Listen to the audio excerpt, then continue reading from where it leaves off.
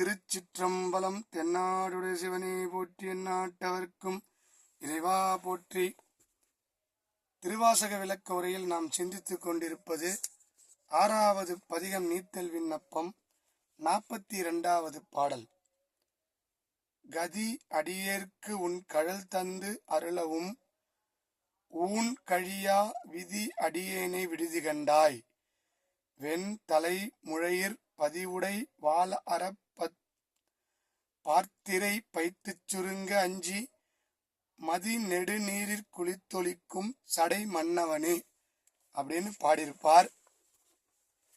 இந்த என்னுடைய கதி அடியேற்கு உன் கடல் தந்தாய், உன்னுடைய காட்சியை நான் கண்ட பிறகும் இந்த அடியேனை இந்த உடம்புக்குள்ளே வைத்துக்கொண்டு என்னுடைய உயிர், என்னுடைய ஆன்மாவை உன் திருவடியிலே சேராமல் இந்த உடம்பிலே, இந்த ஊனிலே, இந்த உடல் நோய் மற்றும் பல துன்பங்களை நான் அனுபவிக்கிறேன்ப்பா. இது என்னோட விதியோ, அந்த விதியா என் அடியானை விட்டுட்டு போயிடாதப்பா, என்னோட விதின்னு நான் நினைக்கிறேன்.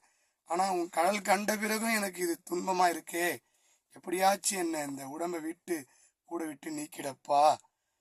பதிவுடை வாழற பார்த்திரை பைத்து சுருங்க.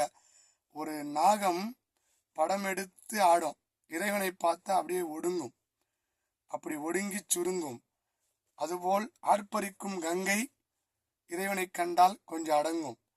அது மட்டும் அல்ல, அந்த நிலா, அந்த நிலவு இருக்கே மதி, அதுவும் அந்த நாகத்தை பார்த்து கொஞ்சம் பயப்படும்.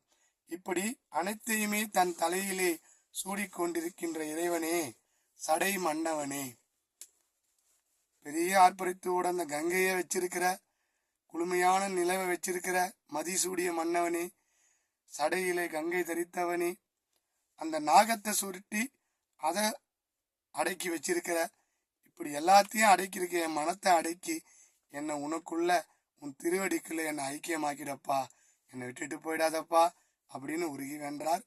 தொடர்ந்து சிந்திப்போம். திருச்சிற்றம்பலம்.